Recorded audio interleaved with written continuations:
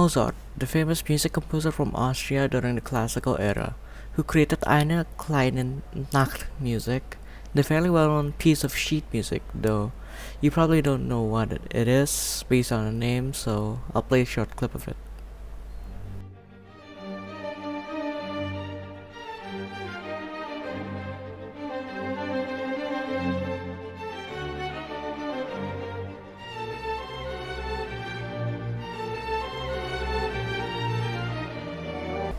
Now that you've heard the clip, you've surely heard of it, right? I mean, if you haven't, then there's a good chance you've probably been living under a rock. Mozart was a very famous and well-known composer and musician who showed great talent from an early age and was taught by his father, who is a composer and music teacher at the Salzburg Castle. That's around the general information of who he is, so let's get started with the early life.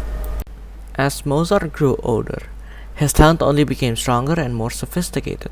He could compose pieces faster than most people could even copy them down. By the age of 13, he had already written several symphonies, sonatas, and operas, astonishing everyone around him. However, his life wasn't always smooth. When he was in his 20s, Mozart began working under the Archbishop of Salzburg like his father. At first, it seemed like a good opportunity, a steady job, a good income, and a respected position.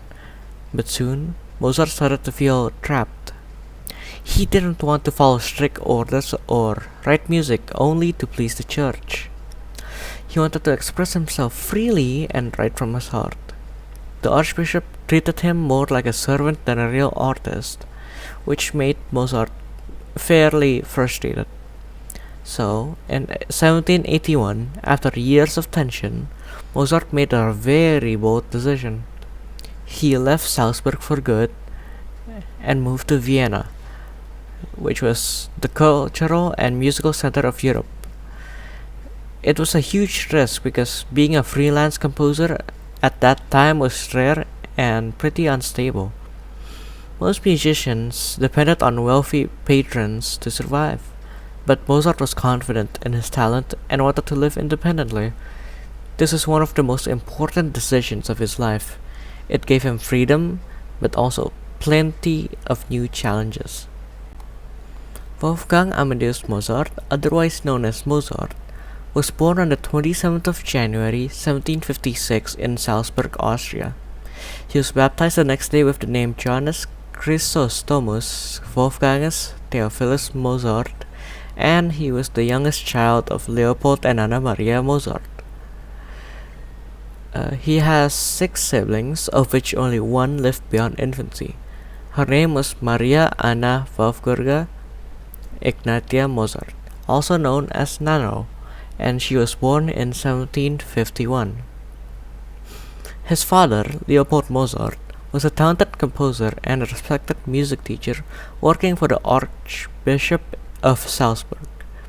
Mozart showed prodigious ability from his earliest childhood, and at age 5 he was already competent on the keyboard and violin, had also begun to compose, and perform before European royalty. People around him were amazed. This tiny boy could play beautifully, remember long melodies, and even improvise on the spot. While Wolfgang was young, his family made several European journeys, in which both he and Nano performed as child prodigies. These began with an exhibition in 1762 at the court of Prince-Elector Maximilian III of Bavaria in Munich, and at the imperial courts in Vienna and Prague. A long concert tour followed, spanning 3.5 years, taking the family to the courts of Munich, Mannheim, Paris, London, Dover, The Hague, Amsterdam, Utrecht, Mechelen, and then again to Paris, and back home via Zurich, Donaueschingen, and Munich. During this trip, Mozart met many other fellow composers and musicians, and one of them had a particular significant influence on him. It was Johann Christian Bach, the youngest son of the great Johann Sebastian Bach. Johann Christian Bach became a huge inspiration for young Mozart. He introduced him to new musical ideas, like the smooth and balanced style that would later define the classical era. Mozart admired him deeply and learned a lot about harmony, melody, and expressions from him. Those early travels and encounters shaped Mozart's musical identity. He didn't just learn from the books, he learned by performing, listening, and observing the greatest musicians of his time. By the time he was a teenager, he was already writing complex symphonies and operas that sounded far, way beyond his age. As the 1780s came to an end, Mozart's health started to decline. He was overworked, often ill, and financially stressed. Even so, he continued composing at an unbelievable pace. In 1791, he received a mysterious commission to write a Mass for the Dead, the Requiem. No one knew who the commissioner was, and Mozart soon became obsessed with it. He started to believe that he was writing the piece for his own funeral. Sadly, on December 5, 1791, Mozart passed away in Vienna at only 35 years old. The exact cause of his death remains a mystery. Some say fever, others believe it was exhaustion or kidney disease, but it really was still a mystery. There's no real evidence of any way of him dying. He was buried in a simple, unmarked grave, which was normal for ordinary citizens of his time. There was no big ceremony, no royal funeral, just quietness. But his death did not end his story. In many ways, it was only the beginning of his legacy. In Vienna, Mozart's reputation quickly grew. He became known for his incredible performances, quick improvisations, and beautiful compositions. He often played in front of large audiences and won the admiration of nobles and fellow musicians. During this time, he also met the love of his life, Constance Weber, and married her in 1782. Their marriage was filled with ups and downs, but they truly loved each other. But money problems really often cause stress, and to make it worse, out of the 6 children they had, sadly only 2 survived infancy, which was heartbreaking for them both. Even though Mozart was famous, he didn't always earn enough money. He lived in a time where art didn't always guarantee income, and he often found himself in debt. He tried giving piano lessons, selling tickets for his concerts, and writing commissioned works to make ends meet. Still, despite all these struggles, Mozart never ever stopped creating. In fact, some of his most brilliant compositions came during the hottest times of his life. Mozart's story reminds us that genius is not just about talent, but about passion, courage, and hard work. He faced rejection, financial struggles, and illness, yet he never once stopped creating his beautiful music.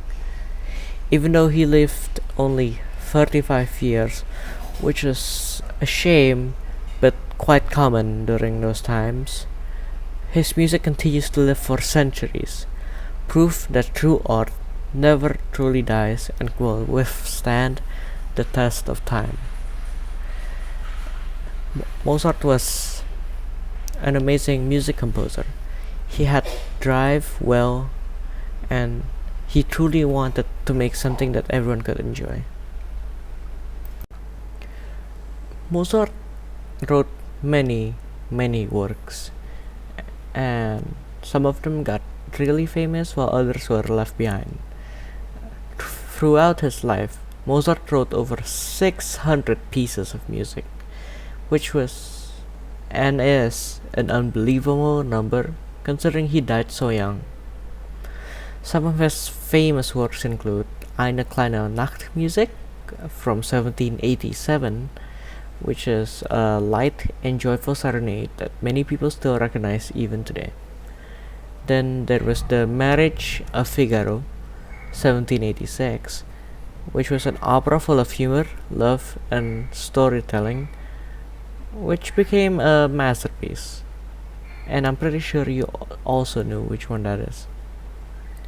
Then there was Don Giovanni, a dark yet charming opera about a reckless man who faces the consequences of his actions. Then there was The Magic Flute, 1791, and it was one of his final operas, full of magical creatures, mysterious temples, and powerful lessons about wisdom and virtue. And of course, there was The Requiem, a haunting, unfinished mass for the dead, written in 1791 during the final months of his life. Many believe that while he was composing Requiem, Mozart knew that his time was up. He even told his wife that he felt like he was writing his own funeral music, which is, yeah. While living in Vienna, Mozart had not only admirers but also rivals. The most well-known out of them was Antonio Salieri, the imperial court composer of the Habsburg Empire. The relationship has often been misunderstood. The 1984 movie Amadeus portrayed Salieri as a jealous man who tried to destroy Mozart, though history shows that the truth might have been much more complicated than that. Yes, there was competition. Salieri was a powerful and well-connected man, while Mozart was struggling financially. However, there is no real proof that Salieri ever hated Mozart or ever tried to harm him or sabotage him in any way. In fact, after Mozart's death, Salieri even helped conduct and promote some of his works, showing great respect for his talent. And so, while there might have been rivalry, it was mostly professional and not based on personal hatred or jealousy. Even though his life was short, Mozart's impact on music was enormous. It was not something you can ignore. He changed the way people understood melody, harmony, and emotion in music. His compositions are still studied, performed, and loved all over the world to this day, from grand concert halls to movie soundtracks. Composers like Beethoven, Tchaikovsky, and Brahms all admired him deeply.